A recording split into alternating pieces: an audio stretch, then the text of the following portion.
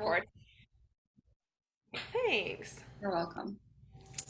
Um, yeah, so I wonder too, like I'm thinking that there's a play there on Instagram, even with like reels and stories, kind of combining Dale what you already do, Melissa what you said with like hashtags. It would be a cool way to kind of be like create some sort of reel that showed all of the new followers or something about something personalizing, welcoming people into the fold.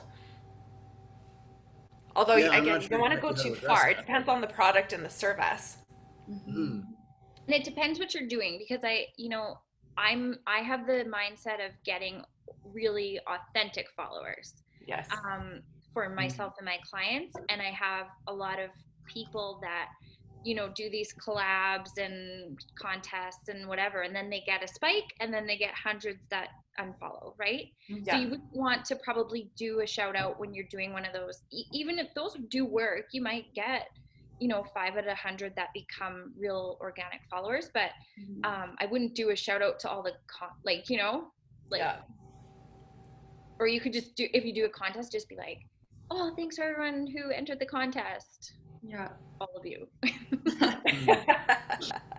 I just can't even enter any more contests, there's too many. I know. I get tagged on them on Instagram all the I was time. I thinking that. can't. And it's a lot of work. They make you jump through a lot of hoops today. It's not like you're just like following and tagging through friends now.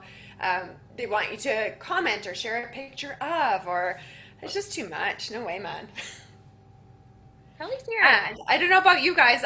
It depends on the brand, I guess. There are a few that I've kept, but so often it's like you follow the contest and the second it's over, I'm unfollowing.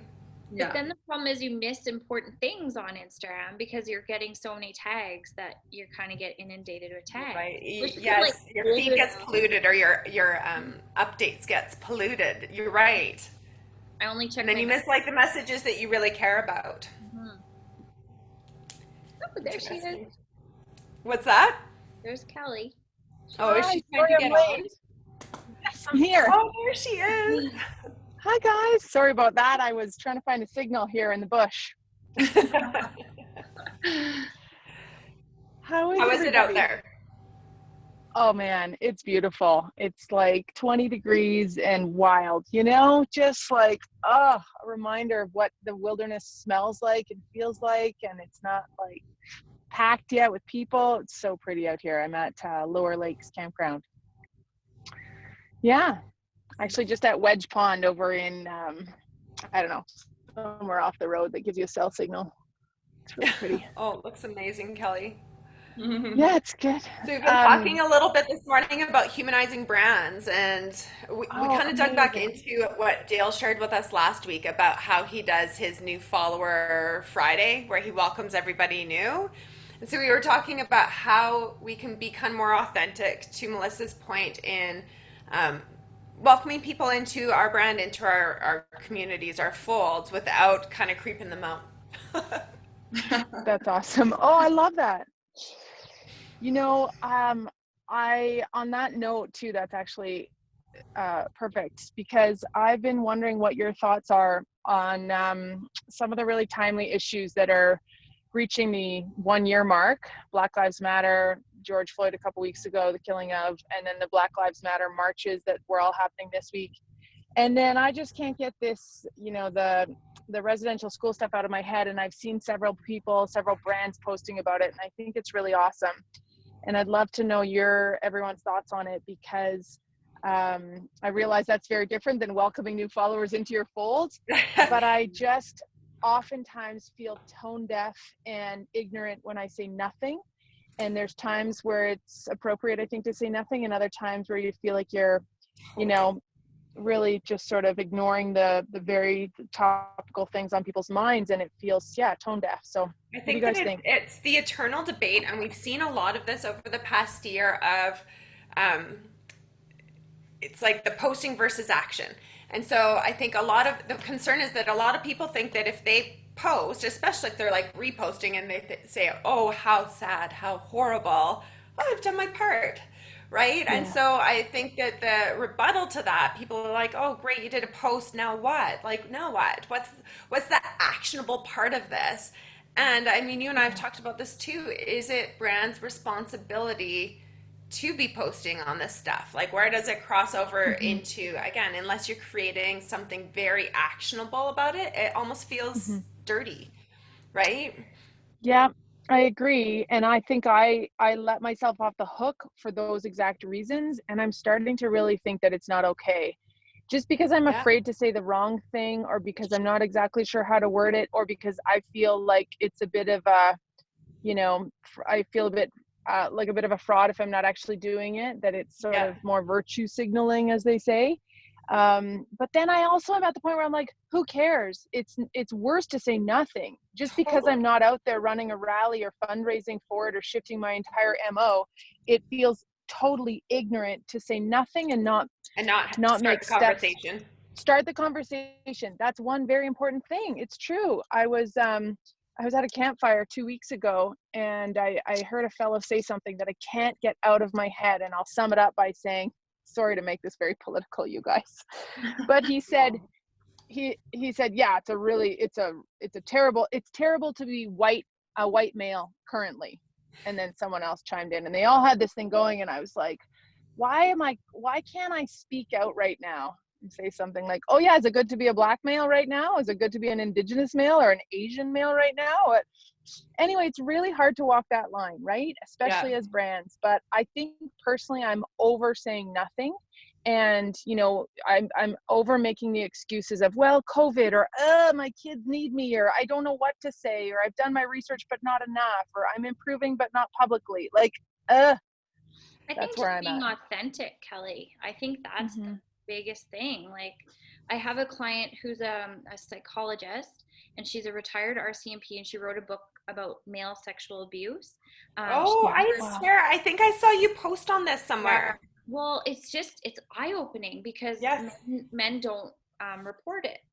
And 1 in 6 males are sexually abused, is what.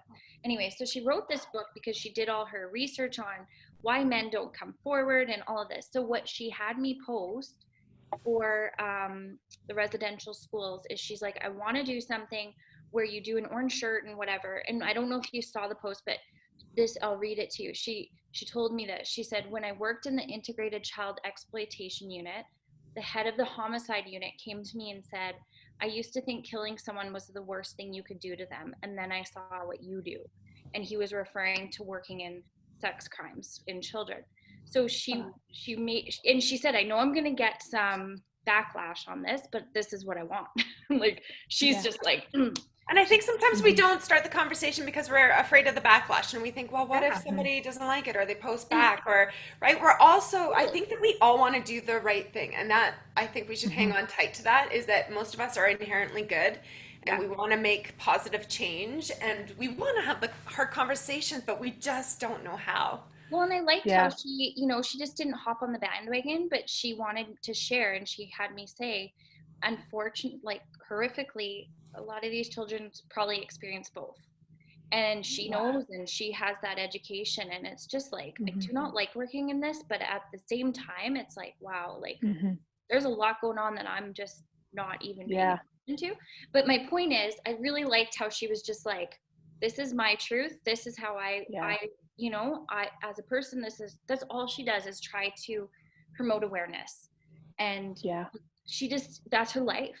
So anyways, Yeah. that's my, like, I thought it was a real learning moment for me to be like, you Yeah. know what? She's going to, like, Mhm.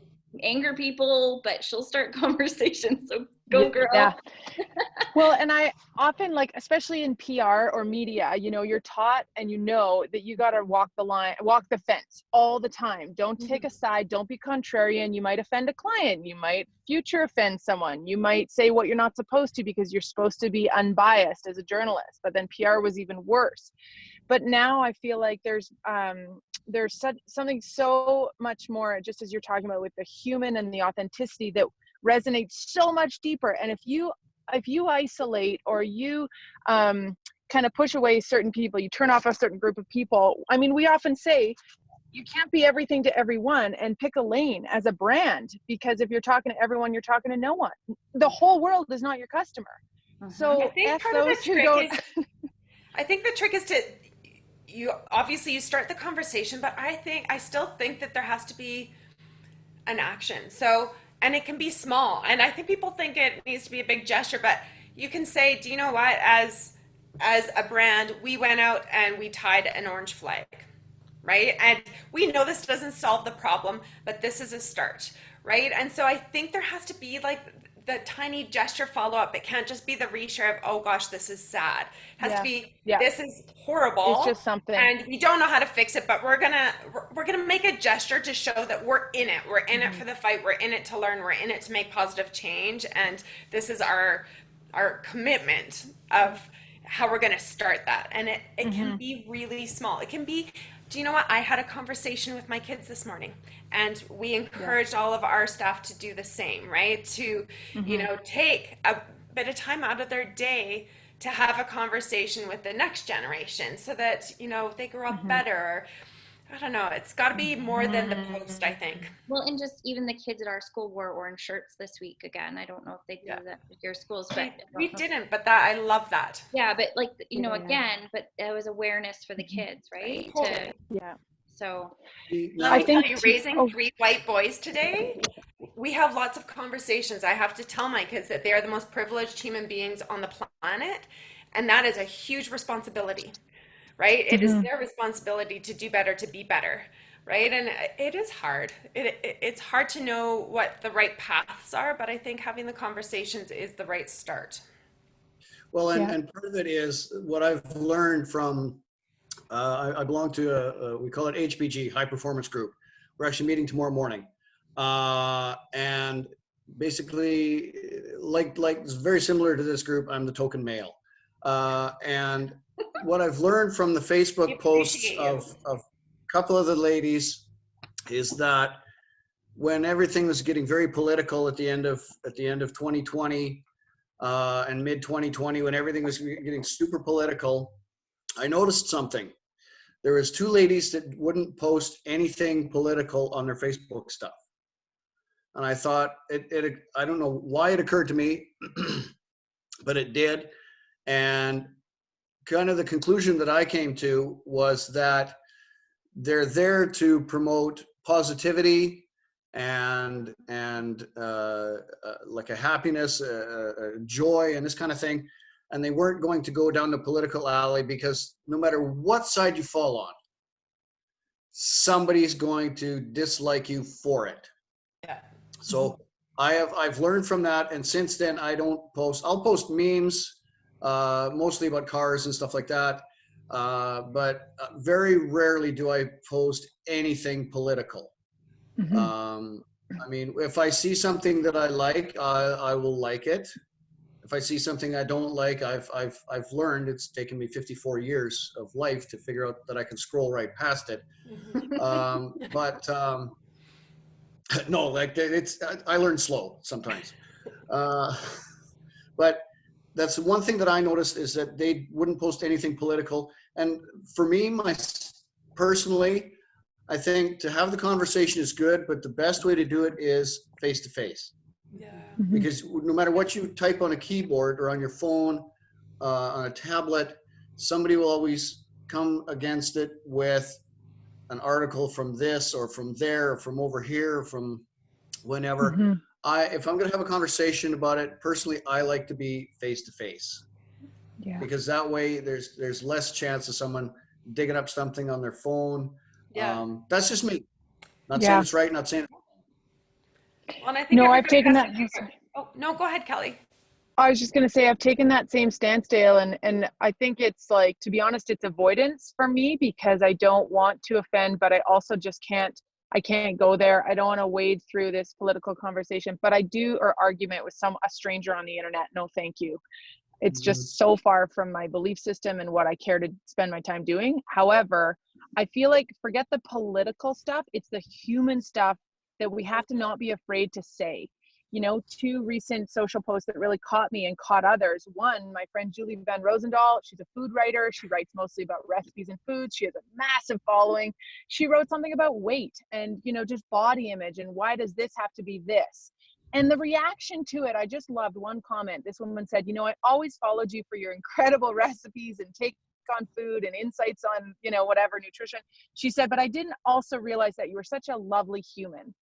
And I thought the same thing. Like, the sentiment was just so honest from her, and she wasn't trying to start a political debate. She was just being real about an emotion or something she felt that caught her. And I think that's Black Lives Matter to me. That's Indigenous Lives Matter right now. And I think it's okay to wade into those conversations and not get it perfectly if you're just, like, you're being human.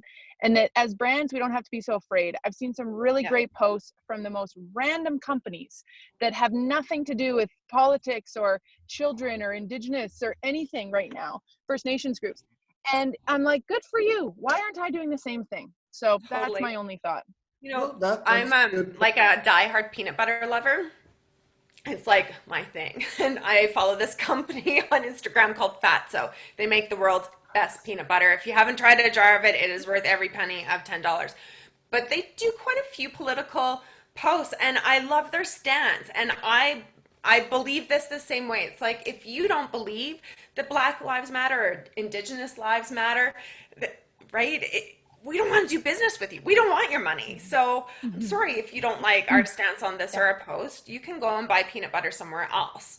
And I have such admiration. In fact, I would say that makes me want to buy their peanut butter even more than I already do, because they're okay to lose customers to do the right thing, right? Exactly. And I think that we have to adopt that. Do you know what? You're a bigot, you're racist. Take your business somewhere else. Exactly. Plain and simple. Totally agree. There was an example of American Eagle Outfitters that did this like 5 years ago. They stood up for gun right against it was anti-gun legislation, and it was after a mass shooting where children were involved in the US, and they were the first big brand, especially of like tween clothing, to come out and say that in an American climate where probably half their, you know, it's very obviously partisan environment, and they lost a ton of business, but they gained so much. And the media stories and the coverage around their decision to take a stance on gun violence was so impressive. So you lose some, you win some, you win more ideally, and you're getting closer to your ideal customer as it is. So Yes. some really neat examples of that I think it's bravery too for brands, and it's not something to be afraid of. And yes, there's always going to be something that you might say just wrong, but the humanity wins out, I believe. Yeah, I agree with all of that, Kelly. Yeah, Haley, how are you doing? Oh, sorry. Good. Yeah, no, this is good. You're putting yourself on the chopping block, but if you land on like, if you're standing on the right side of it, everything turns out not roses and gold, but it does, you know, it can benefit you in many different ways too. Yeah.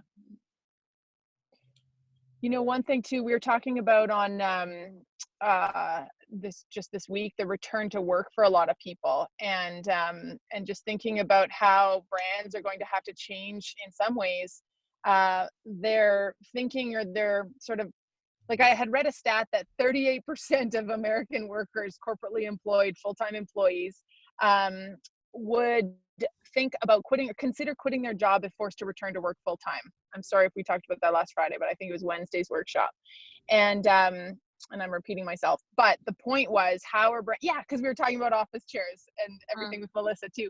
So further to that note, this idea of like what matters to your people and to your employees, and what do they consider sacred or really important, especially as we've had our eyes opened in a number of realms while COVID was taking place. We're not just returning from COVID, we're returning a little bit wiser to the ways of the world than I think we were before, thank God. But with that, what if, you know, you're aware of the fact that in your office or in your organization, there's several causes or commitments that you make as a team or that matter to your individuals, whether you're a team of 500 or 5, and that you work back from those. I don't want to sound like another nerdy strategic marketer, but like, rather than just, oh, it's Pride Month, happy Pride everybody, and changing your avatar to a rainbow, or your logo, or like International Women's Day, you know, here's Frida Kahlo or something. Like, I always feel like it is so trite unless there's a bit of meaning behind it, and then I don't do it because I'm like, well, shit, I got to get a post out, it's Earth Day. Well, whatever, you know, it just feels like it had no thought to it. So I think it could be a really great opportunity for brands to slot into their marketing calendars for the year 4 or 5 months, themes, causes that matter, anniversaries, like the anniversary of George Floyd, for example. If that's a meaningful thing for you, do a really neat campaign leading up to that. Like we can do it in ways that we can really be proud of. I feel sometimes myself when I step into the conversation without the forethought or background or research on something, that then I'm really vulnerable to it. And I feel like I'm just saying something to say something. So it's not hard. Just takes a Do little you research. remember when there was the tile blackout, Kelly? Mhm. Tile blackout last year for Black Lives Matter, and it derailed conversations that they were trying to have. And I think there's an element too here of we need to really educate ourselves, right? So you want to care about something, you want to dig in and help out the issue before we just repost or put up our black tile, whatever it is. We need to dig deeper. We learned this in school, right? I mean, I remember being told like you need to check your sources and you need to like double and triple check your sources and do the deeper dive and do your research before handing in the paper. Don't just take the first source that you get, right? And it's even more true now because there's so much misinformation there. And again, I think that it's all driven by a desire to do good, but that's not enough. We need to take it the one step further and say, okay, what is actually going to benefit this cause that I care about? What is going to actually be a meaningful, authentic action to take here? And it's okay to sit back and think about that for a few minutes or do your fact checking before making the action. And you're right, Kelly, I think a big part of that is that planning out. I mean, we talk about planning our calendars and digging into those themes and pillars all the time. So maybe if, let's just stay with George Floyd, that really matters to you, then plan that out well in advance and do your research. Okay, what campaigns or what charities or foundations now exist that align really well with George Floyd, and what do I have the capacity to do to maybe generate some donations for that, or right? So it Something has meaningful. to have some deeper meaning to it. Yeah. I hope that doesn't sound too contrived, but I do completely agree with what you're saying. I don't think there's any harm in that, and that it's a whole lot better to try and do something meaningful as a team and work through an issue or 5 together throughout the year to feel a little richer at the end of that year, and that you're not just talking about Christmas, back to school, Mother's Day, and whatever. Cruise season in your marketing campaigns. You're talking about real stuff too, because clearly those now are part of our brand purpose, our brand values, and who we are as organizations and as people, which is what we all as consumers care about. Who's behind this company and this brand? What do they stand for?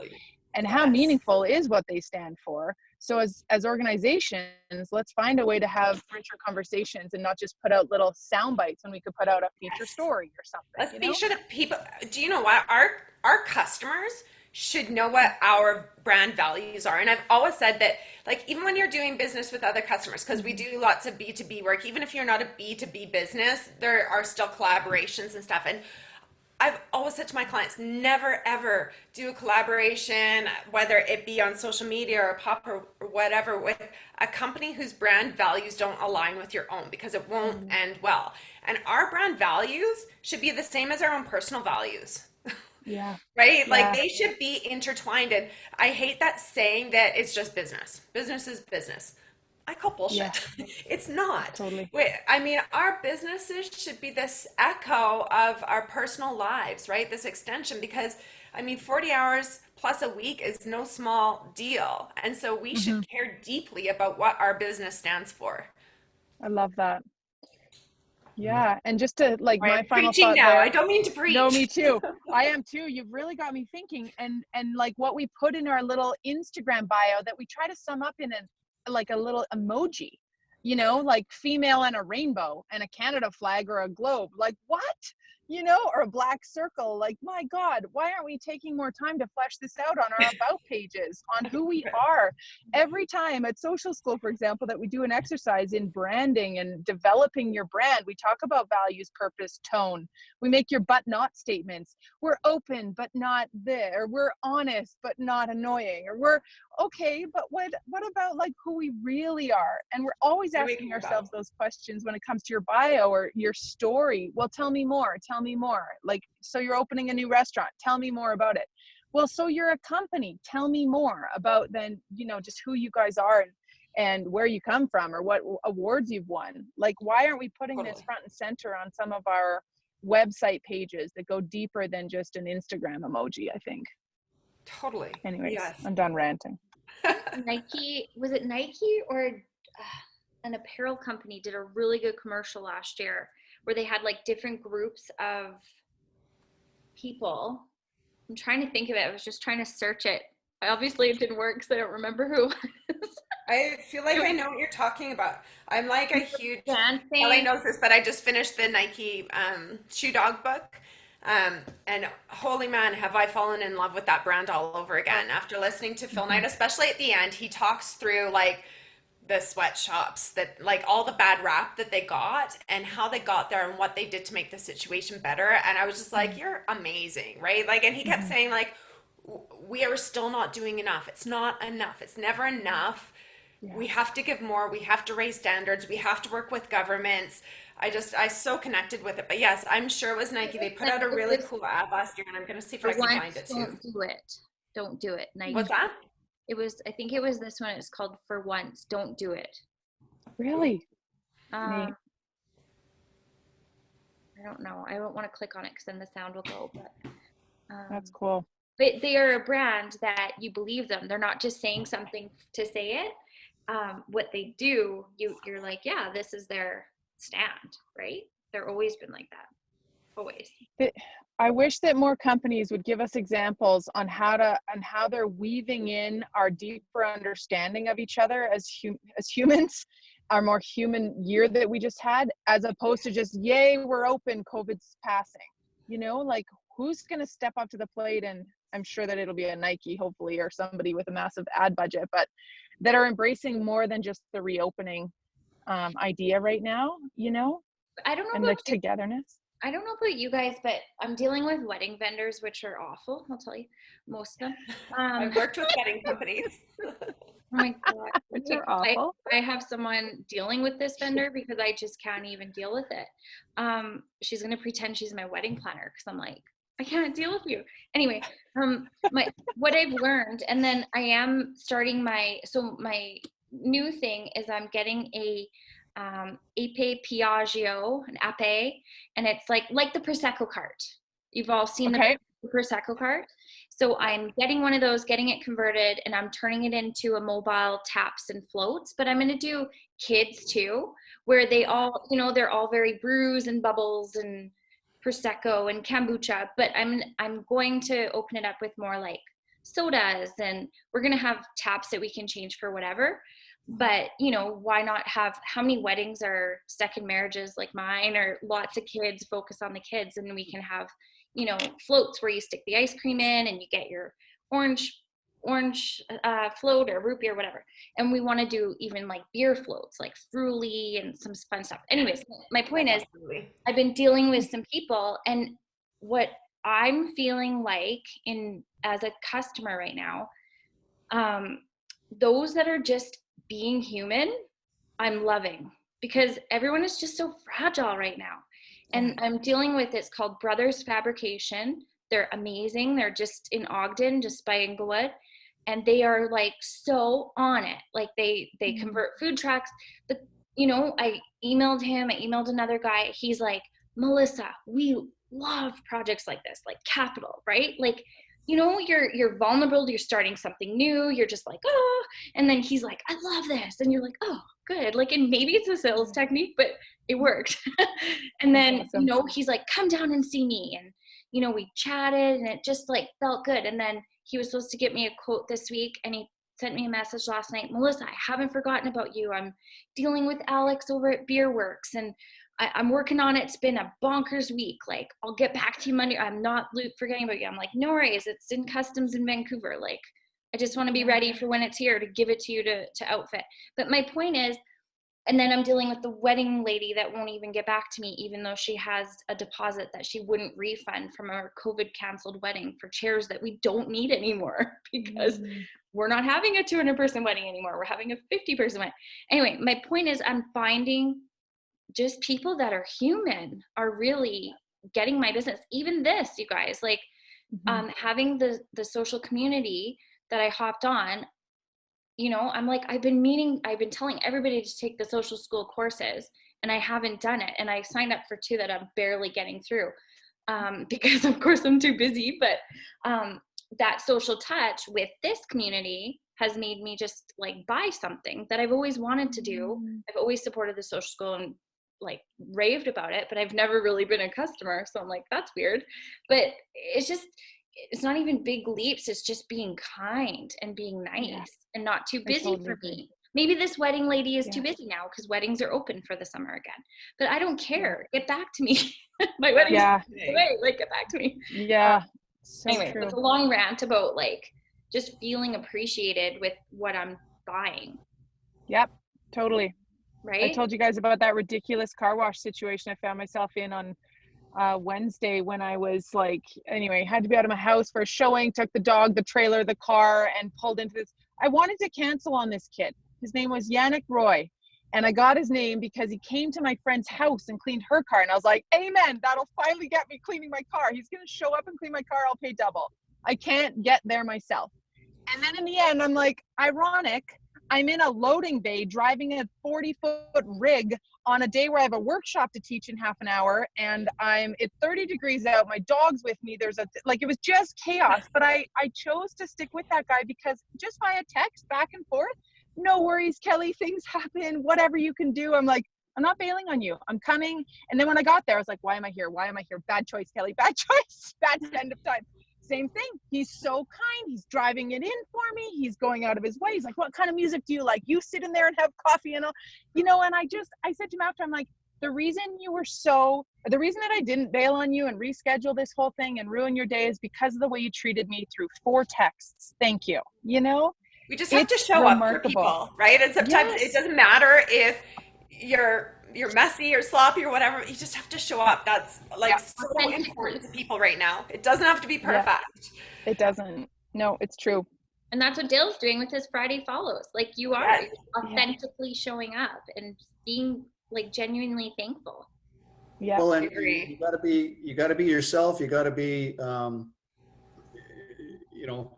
I'll show my mistakes. That's why I do it in one take, because I fumble over words and everything else. And I haven't tripped over anything in the shop yet, but that's coming, I'm sure. You would get a whole bunch of hits, so why not? Just do it. Yeah, you would. Plant yourself some booby traps. That's funny. And back to what you were saying, Kelly, earlier about, just being like real on things like the Birds Papaya and like all these, like she has 1 million followers and, she's showing her stretch marks in her goo and, and people are eating it up and they're like, and I think right now on social media, it is, people don't want everything's great.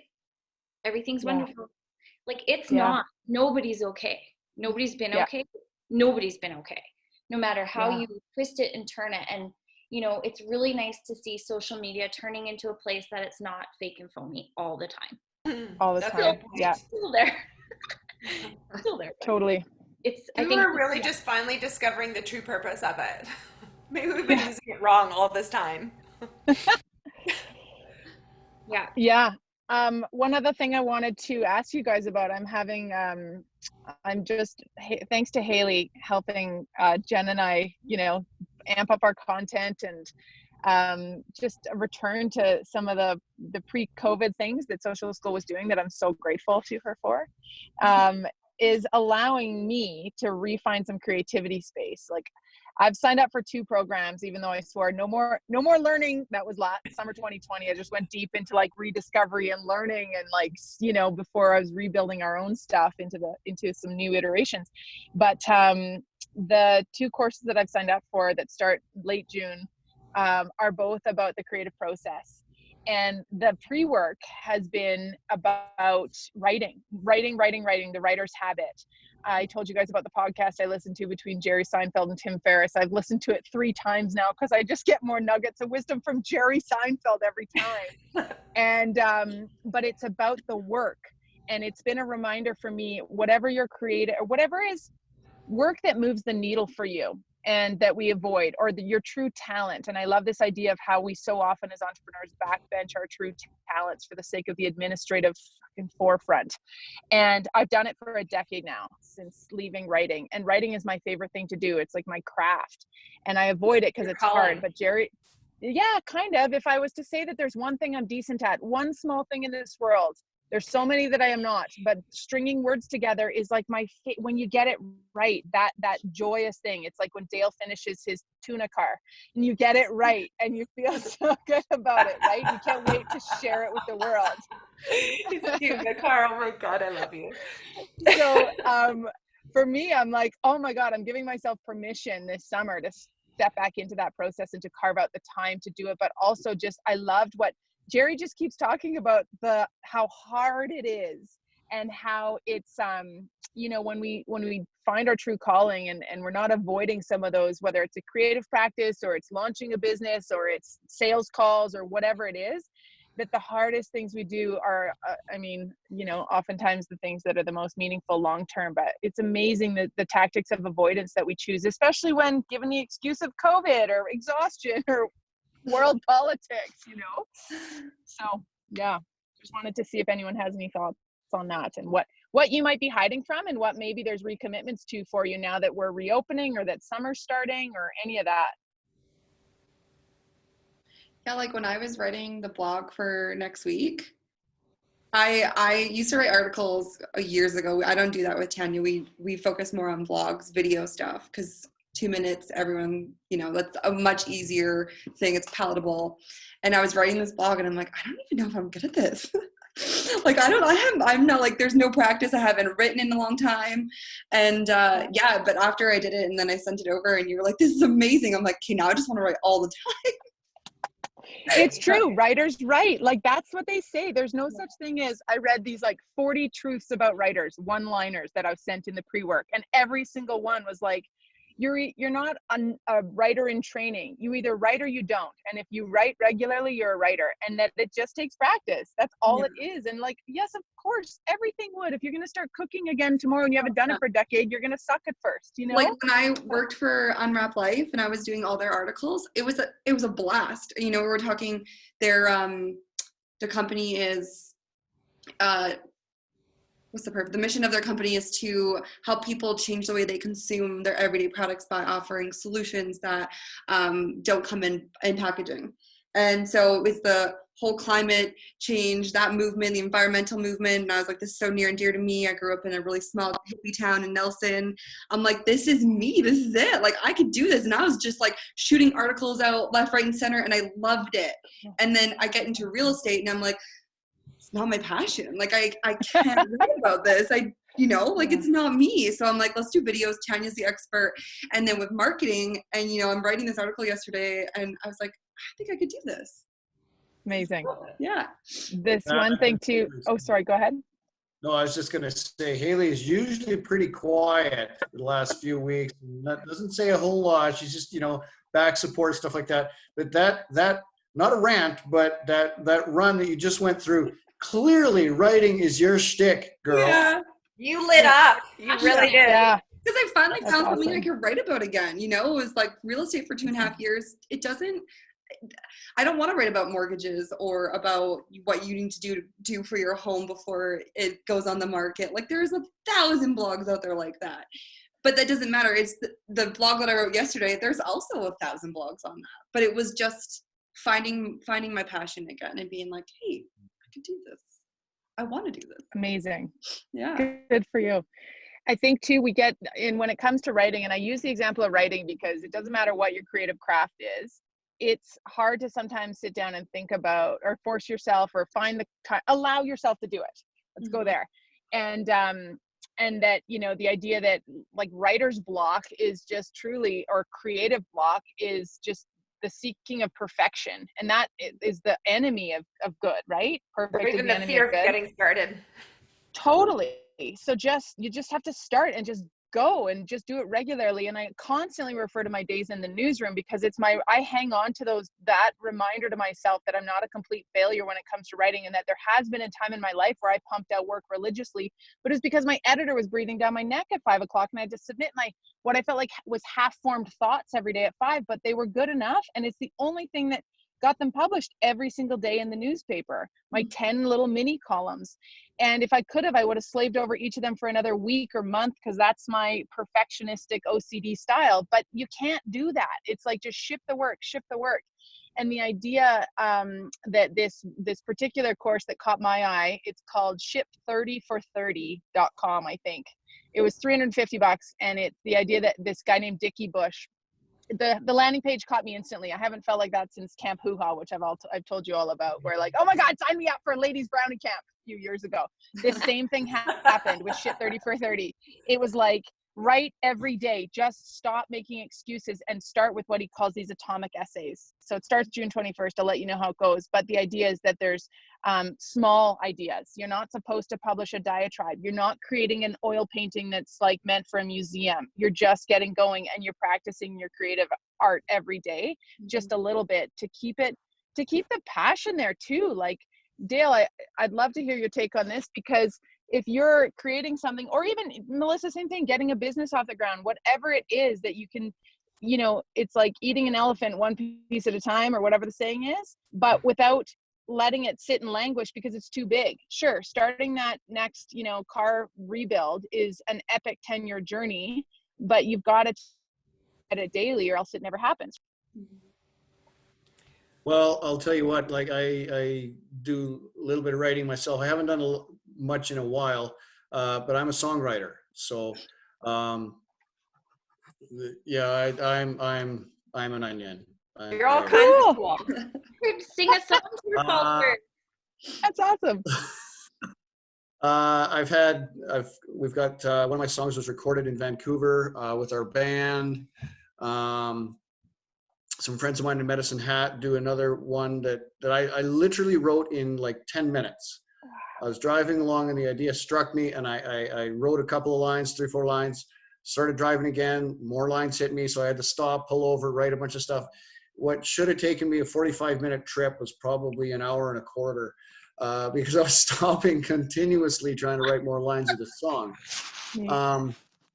And I mean, we've done other stuff live with the band that, so yes, being creative, sometimes it smacks you upside the head like a dead blow hammer, and other times it just kind of slides into your pocket like the last week's Kleenex. I don't know, but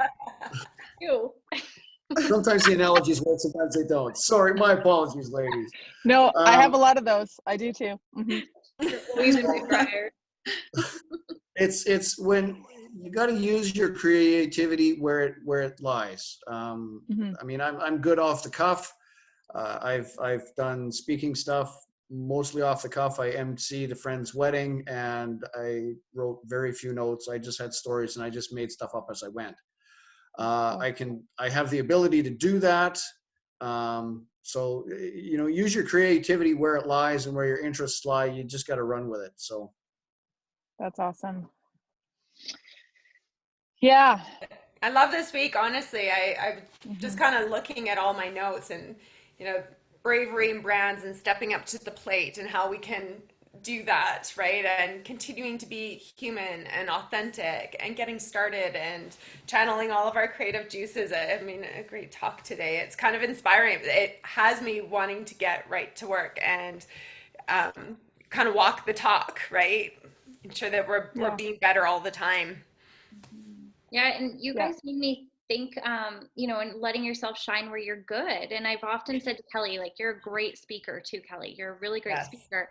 And the one conference where you didn't do as much speaking, I candidly told you I liked when you spoke more, because you are a great speaker and you're very engaging.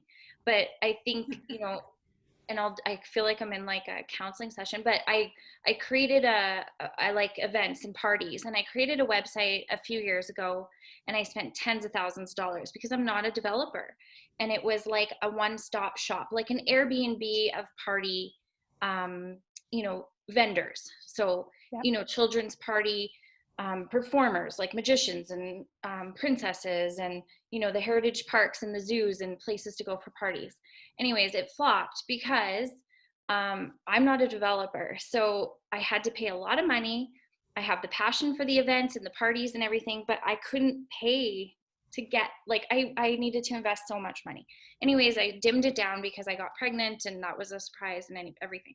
So for me to come back and be vulnerable in the party space again is really scary, but I can do this. I can't make a complicated website where people have like their own, you know, page like Airbnb and manage their own listing. I don't have that kind of talent, but what I can do is market the heck out of this truck and be the bartender and have fun. And I know I can, but it's taken me a lot to get there. But this conversation today is really helpful because it's kind of like, yeah, like, where do you shine? Like, Kelly, you like the writing. Haley, you like writing, you know, and, you know, you got to do what you like because then you succeed at it. So that's a really nice little, like a little Al-Anon meeting for me or something. Just like, Me too. Yeah. aha moment. Thank you. So that's cool. No, that's awesome. Giving yourself permission to do those things and alongside others. But I really have noticed that my self-talk lately has been just awful because when you're isolated or it's, you know, the COVID era and just what I'm not doing is way louder than what I am doing. And I've really had to smack myself and say, enough, like you are doing enough. You have enough, you know, like just sort of giving yourself permission to say, I'm getting done what I'm getting done, and that's great. But also, why do I think then that I have to get all those like list tasky business admin things done before I allow myself the creative time when really, when you do something that makes you feel like you've just given yourself some soul food with your passion, whether it's 10 minutes to write that song or it's half an hour to work out every morning instead of checking email before your kids wake up, that's what gives us life. We know that, and yet we constantly choose the opposite. It's fascinating. It's like beating ourselves up further. We don't think we deserve those things, those moments to get creative or to, just feel alive. And then that's when the wins come in. And as they say, it hurts to work for free, mostly because after a while, you just feel like there's no reward. There's no, you know, the work completely outshines the amount of upside. And then you lose interest. So if you're not actually working in those reward systems, positive self-talk, or just joy and passion that fits into the day one way or another, forget it. It gets old so fast. And entrepreneurial burnout is who doesn't have that, you know? Or any kind of professional burnout, I think, especially today when we're expected to do that much more with less alone. And then track it all. Yeah. And then deal with lovely wedding planners. Oh. And she doesn't even have a Awesome. Google business page, you guys. I don't know why. But, Forget her. I swear I'm not a man. Bridezilla. She just is not okay. No, it's a good lesson. It's a really good lesson. Awesome. Any final thoughts from anyone else? No, but these are really good. This is like exactly like you said. Like none of us have time to be here right now. Like we really do. Like, you know, like calls are coming in and kids are home at 12 on Fridays and but for me, this has been very fulfilling and creative. Things, you know, all day your thoughts kind of go, and like Jennifer said, you're ready to work. Let's go on a Friday. Well, you got to do it. It's so true. You got to do what works for you and gives you that breath of fresh air that you need. I took my hot rod out yesterday for a little bit of a ride, and you know what? It changes the mood completely. Yeah. So you go for a ride. Haley and Kelly are going to go write something. And Jen's just going to go straight to work. Yeah, we're going to. She might go for a run first, but. Okay. Yeah, that's right. I love it. Thank you all. Yes, thank you guys for being here. Thank you for being here. See, look at all these. Oh my goodness. Awesome. Okay. Have a good weekend, everybody. Have a good weekend, guys. Yeah, we'll see you next week. Okay, bye. Bye.